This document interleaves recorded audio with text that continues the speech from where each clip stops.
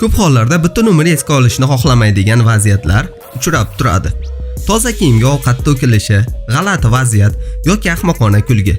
Menimcha siz bu vaziyatlarni hozir eslab qoldingiz va bor kuchingiz bilan esdan chiqarmoqchisiz. Bunga shoshilmang. Shunday g'alati vaziyatlarga hatto dunyo yulduzlari ham tushadi. Va bular ba'zida jiddiy bo'lishi mumkin. Chunki bularning hammasi tasvirga olingan bo'lishi mumkin. Ishonmaysizmi? Unda o'zingiz tomosha qilib guvohi bo'ling. Videoni boshlashdan oldin shunday videolarni ko'rishni xohlasangiz, videoyimizga like bosib, bizni qo'llab-quvvatlaysiz degan umiddamiz.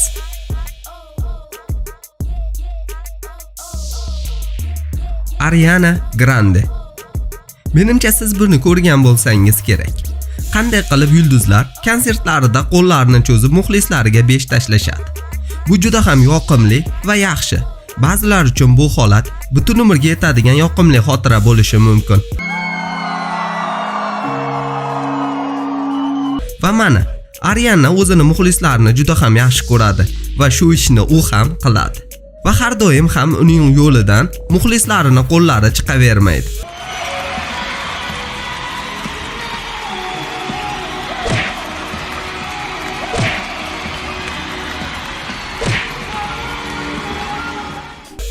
Justin Bieber. Qancha ko'p vaqt inson sahnada bo'lsa, shuncha ko'p g'alati vaziyatlar bo'ladi. Bieber sahnaga chiqishni juda yosh paytidan boshlagan. Shuning uchun ham u bilan bunday vaziyatlar qolgan yulduzlarga qaraganda juda ko'p bo'ladi. Balkim u haqiqatan ham juda ko'p yiqilar. Nima bo'lganda ham 2016-yili o'zini yurti Kanadada konsert berayotganida Bieber shuni tushunib yetdiki, o'ziga katta tushmaydigan kostyumni tanlagan va u shu onda shimini ko'tarishga majbur bo'ladi. Oxir-oqibat u shu ish bilan shunday bog'lanib ketdiki, hatto uning to'g'risida muxlislar turganini ham unutib qo'ydi. Taylor Swift. Love Story kompozitsiyasini ijro etayotganida Taylor sahnaga xuddi ertaklardagi baldagi malika obrazida chiqdi. Va uning yonidagi o'rta asrga xos dekoratsiyalar faqat uni obrazini to'ldirib turdi xolos. Hammasi kutilganidek bo'layotgan edi. Faqat shunday tarixiy kiyim unga bu qasrda yurishga xalaqit qiladiganday edi. Qo'shiqchi zinapoyadan tushmoqchi edi, ammo uning yubkasi bir narsaga ilinib qoldi. To'g'ri, u buni muxlislarga sezdirmadi, chunki o'ylangan narsani oxirga yetkazishi kerak edi. Faqat buni uddalay olmagach, yubkasini o'sha ilingan joyini uzib tashladi. Bundan tashqari, Avstraliyadagi konsertida mikrofon stoykasi ishdan chiqdi. Taylor bu ishni o'zi uddalay olmadi. Lekin qiz o'zini yo'qotib qo'ygani yo'q. Ha, bunday vaziyatda ijro etish qiyin bo'lgandir. Lekin muxlislar Taylorni bu ishini aniq yaxshi baholagan.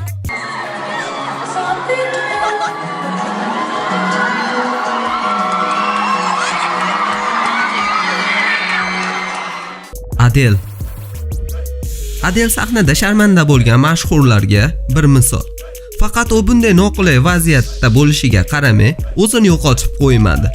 Sahnada chiqish qilayotganida Birminghamda 2016-yili kutilmaganda ovoz apparati ishdan chiqdi. Ya'ni, na musiqa, na mikrofon ishlamadi. Lekin qo'shiqchi hech narsa bo'lmaganday davom etaverdi va bir necha soniya ichida qo'shiqchiga butun zal qo'shildi.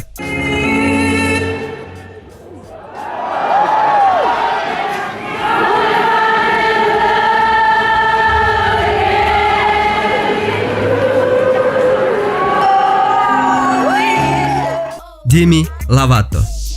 Amerikalik qo'shiqchi va aktrisa Demi Lovato shunchalik zaldagi atmosferaga berilib ketgandiki, hatto o'z qo'llarini boshqara olmadi va hatto mikrofonni ham. Va birdan mikrofon qayergadir uchib ketdi.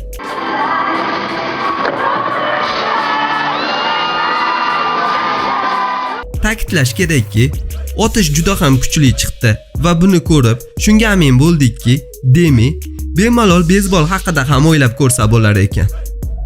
Lady Gaga. Konsert vaqtida raqqosalardan biri dekoratsiya yig'ayotganida metal turbaning orqa tarafi qo'shiqchining boshiga tegib ketdi. E'tibor bering, Temirli narsadan kelgan og'riqqa qaramay, qo'shiqchi faqat boshni ushlab va tezda yana uni xafa qilgan bola ortidan ketdi. Lekin baribir to'xtamadi va yana bir necha minut o'tib o'zi muxlislariga aytdiki, boshiga juda ham kuchli zarba olganini va bu satraseniya bo'lishi mumkinligini. Lekin u konsertini oxirigacha davom ettirib qo'ydi.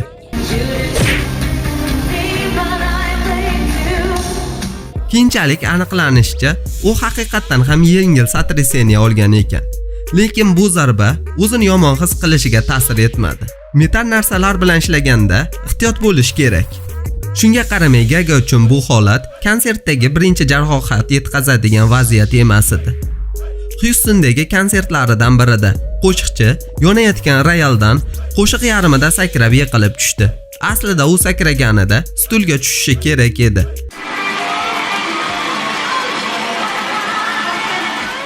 Tan olaylik, bu jarayon tashqaridan qaraganda juda ham yoqimsiz ko'rinadi. Shunday emasmi?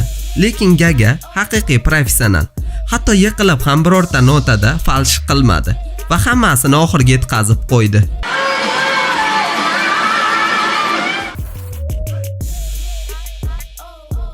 Hayotda shunday sharmandaliklarga uchragan bo'lsa-da, ular millionlab muxlislarni qalbidan joy olishgan yulduzlardir. Bunday vaziyatlar esa hammada ham bo'lib turadi. Ushbu holatlar haqida albatta o'z izohingizni qoldiring. Eng muhimi esa doimo sog' va salomat bo'ling.